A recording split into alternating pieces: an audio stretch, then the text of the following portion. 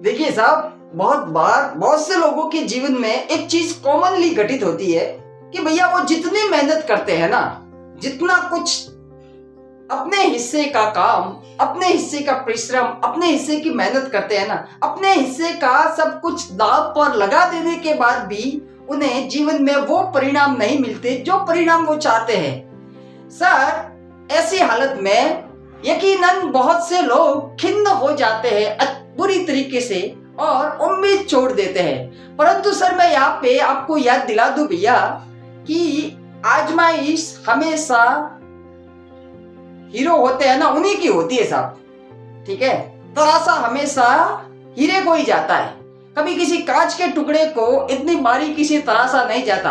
आपने मूवीज तो देखी होगी सर, बहुत बार मूवीज में आपने देखा है कभी कि राजपाल यादव को या फिर असरानी को कोई बहुत बड़ा एकदम टफ रोल दिया जाए, हैं? उन्हें तो साइड में ठीक है कॉमेडी करने का वगैरह ऐसा कोई छोटा मोटा रोल मिलता है जहां पे लोगों को हंसाया जा सके।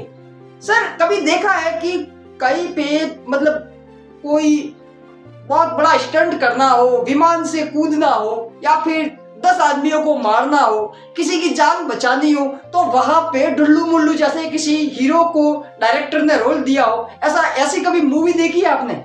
शायद नहीं ना, क्योंकि डायरेक्टर को भी पता है साहब कि कौन सा हीरो कहाँ पे फिट बैठता है। वहां पे जब भी कोई मारदार वाला या फिर कोई स्टंट, अच्छा सा रिस्की स्टंट करना हो, वहां पे अक्षय कुमार, सुनील शेट्टी जैसे एक्शन हीरो को ही क्यों चुनते साहब डायरेक्टर लोग? क्योंकि डायरेक्टर को भी पता है साहब कि कौन सा हीरो किस जगह पे फिट बैठेगा।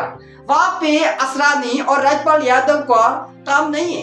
तो सर, कहना सिर्फ इतना सा चाहता हूँ कि भैया जिंदगी अगर आजमा रही है ना आपको, तो ईश्वर को पता है, प्रकृति को पता है भैया, बनाने वाले को, आपको बनाने वाले को अच्छी तरह से पता है कि इस आदमी की आजमाइश करनी जरूरी है, क्योंकि इसे बहुत बड़ा काम करना है। ईश्वर को पता है पहले से। और एक बात बता देता हूँ सर, यहाँ पे यकीन मानिए आप मेरा, अगर आपने मेहनत की है ना, आपने अपने हिस्से की मेहनत पूरी ईमानदारी से की है ना, तो यकीनन सर आपको परिणाम मिलेंगे ही मिलेंगे, क्योंकि प्रकृति आपके मेहनत का एक जर्रा भी जाया नहीं जाने देती है।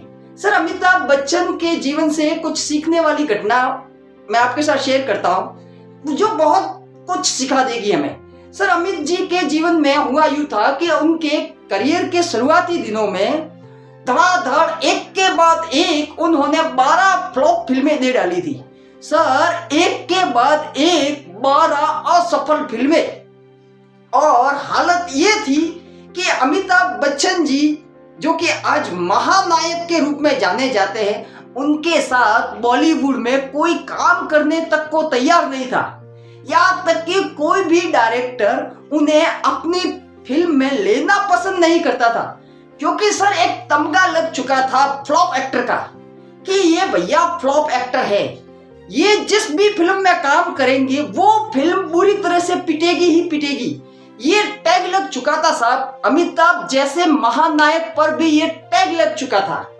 सर, जब जंजीर बन रही थी तो जंजीर के डायरेक्टर, जंजीर का निर्माण करने वाले, जब जंजीर की पूरी स्टोरी लिख चुके थे, सब कुछ कहानी पूरी तरह से लिख चुके थे, तो बाद में हीरो की जरूरत थी। तो जो जंजीर बना रहे थे, तो उन्होंने पहले से ही सोच रखा था कि भैया इस फिल्म में मेरे को धर्मेंद्र को लेना है। तो भैया वो डायरेक्टर साहब धर्मेंद्र के पास जाते हैं और किसी कारणवश धर्म जी ने मना कर दिया। उनके पास पहले से कोई फिल्म रही होगी या फिर कोई और वजह रही होगी जिस वजह से धर्म जी ने मना कर दिया। फिर वो डायरेक्टर साहब राज कपूर के पास जाते हैं, उन्होंने भी किसी कारण से मना कर दिया। तो सर, अंत में उनको किसी ने बताया कि भैया एक बार आप बॉम्बे टू गोवा मूवी देख लीजिए, हो सकता है उस मूवी को देखने के बाद आपको आपकी फिल्म में काम करने वाला हीरो मिल जाए। और सर, यहाँ पे देखिए कोइंसिडेंस, देखिए संयोग की बात देखिए साहब, बॉम्बे टू गोवा ये वही मूवी थी जो अमिताभ बच्चन की मूवी थी और जो कि बुरी तरह से पिट चुकी थी, बुरी तरह से फ्लॉप फिल्म थी। और वही बॉम्बे टू गोवा मूवी देखने के बाद जंजीर के डायरेक्टर ने ये कहा था कि भैया देखो, मेरे को अपनी फिल्म की जंजीर के लिए हीरो मिल गया, मैं इस आदमी के साथ काम करूंगा, मेरे को अपनी फिल्म जंजीर में ये आदमी हीरो के रूप में चाहिए। बतौर हीरो के तौर पर मेरे को ये अमिताभ बच्चन ही चाहिए। और उन्होंने अमिताभ बच्चन के साथ मिलकर जंजीर बनाई साहब, और जंजीर ने रातों रात अमिताभ बच्चन को सुपर डुपर हिट स्टार बना दिया साहब। ये है जिंदगी साहब, ये है जिंदगी। क्योंकि देखिए 12 फिल्में असफल हो चुकी थी, 12 बार फ्लॉप फिल्में दे चुके थे, परंतु उन्हीं फिल्मों की लिस्ट में बॉम्बे टू गोवा वो फिल्म भी थी, और जिसकी वजह से ही उन्होंने डायरेक्टर साहब ने अमिताभ बच्चन को उस फिल्म के लिए साइन किया था। सर मैं कहना सिर्फ इतना सा चाहता हूं कि पता नहीं जिंदगी आपके कौन से काम की कब सराहना करे, कब उसका इनाम आपको किस रूप में मिलेगा, ये हमें नहीं पता साहब, ये हमें नहीं पता।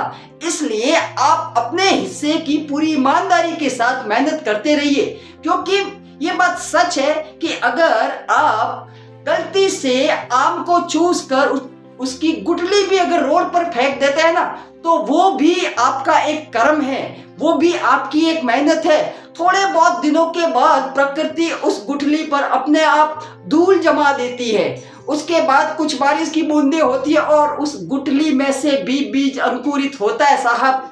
कहना इतना सा चाहता हूं कि प्रकृति आपकी मेहनत का एक जर्रा भी जाया नहीं होने देती है, और आप एक ना एक दिन उस मुकाम पर पहुंच जाते हैं साहब, जहां पे पहुंचने का आज आप सपना देखते हैं। सर ये एक बात बताइए, अगर अमिताभ बच्चन जी हार मान लेते और उस समय 12 फ्लॉप फिल्में देने के बाद लोगों की बातों में आ जाते, लोगों के बहकावे में आ जाते, आपको क्या लगता है साहब? आपको क्या लगता है लोगों ने उन्हें नहीं कहा होगा कि भैया तू तो एक फ्लॉप हीरो है, तेरे साथ तू तो पनौती है, तेरे साथ काम करना मतलब असफलताओं को दावत देना। सर यहाँ तक कि कोई हीरोइन भी उनके साथ काम करना पसंद नहीं करती थी। वो तो ठीक है, जया जी ने उनके साथ काम किया, वो एक दूसरे को अच्छे से पहले से ही जानते थे, और जंजीर सुपर डुपर हिट रही, उसके बाद अमिताभ बच्चन जी का सितारा चमक गया।